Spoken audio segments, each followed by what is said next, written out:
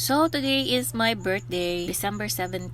Wala naman talaga akong balak maghanda pero pumunta sila mama at sila tita. Kaya ayan, bili muna tayo ng pang lunch namin. So, pumunta lang kami dito sa Kukus para mag-order ng pansit.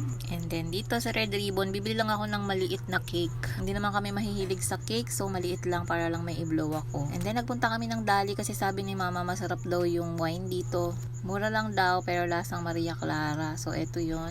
And then, pumunta kami ng Andox para bumili ng lechong manok. So, konti lang, pang lunch lang namin para meron kaming pagsalu-saluhan.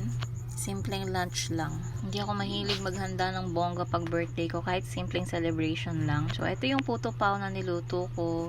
And meron tayo ditong lechong manok, banana cake, naluto ni mama, and nag-short order lang kami ng pansit. And meron tayo dyang coke and yung wine galing sa Dali. Happy birthday! Happy birthday!